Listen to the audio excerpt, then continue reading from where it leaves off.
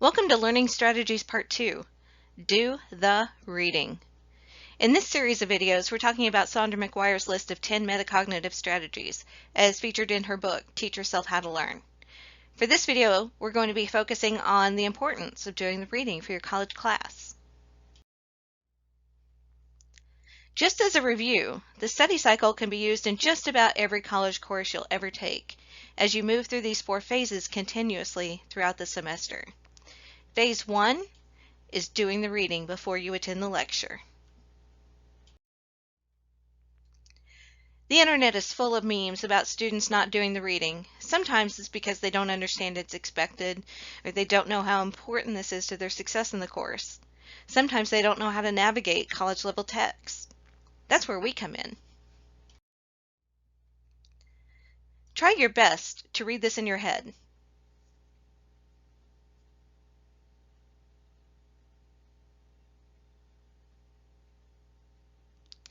Most people, surprisingly, can do so. Of course they can. It simply has all the E's removed. If you speak English as your first language, that alone provides enough background knowledge for you to be able to fill in the blanks. This is what it's like to go to a lecture when you already have some background knowledge of the concepts. Now try this one.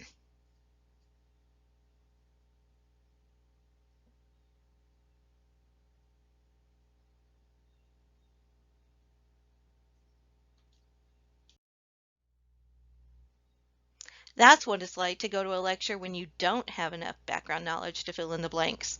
How far did you get? Most likely, if you were in the second line of text before we flipped the slide. If you had been sitting in a lecture, your professor had already moved on, and you were able to decode less than half of the material. How much of that do you even recall? This exercise really makes our case for why you must do the reading. There are lots of reasons why students don't buy the book required for the college courses. Here are the top 4, along with all the reasons why they should. I know that sometimes an instructor will, out of concern for students' financial well-being, say that they don't have to buy the book. However, that statement is then usually followed up by ideas on how to get your hands on the material without paying crazy textbook prices. No, you don't have to buy the book, but that doesn't mean you don't need the material that's in the book. Similarly, sometimes instructors decide they've done their due diligence by putting the chapter on the syllabus. That's the same thing as assigning reading, right? Unfortunately, for many students, that's not the case. Did your instructor say that all the exam questions would come from the notes? Maybe. However, that last exercise showed us how useful notes are without that background knowledge. And finally, if an instructor doesn't specifically say, as it says in your textbook on page 178, a zygote is, well, then a student might not understand that their instructor is in fact referring back to the material presented in the reading.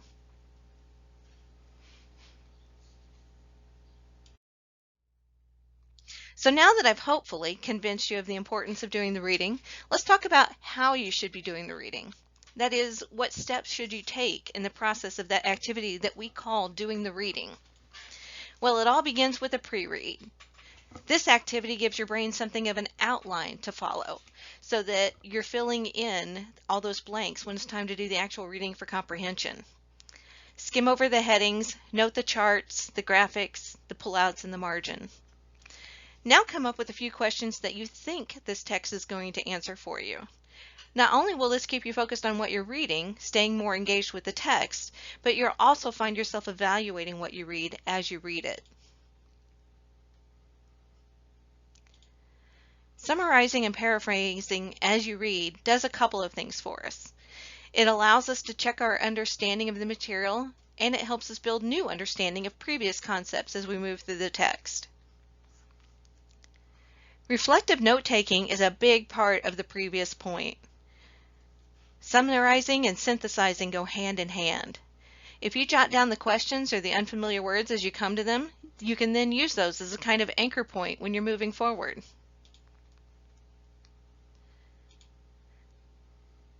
One helpful thing you can do is to bring your reading notes to class.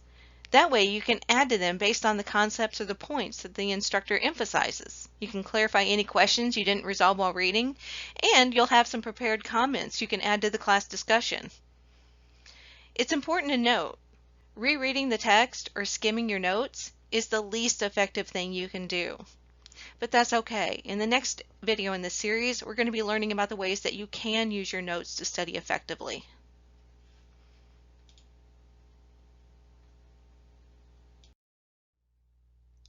We hope you got a lot out of this video on active reading. If you have questions, reach out through our website at emich.edu/HSE or through the EMU Engage app.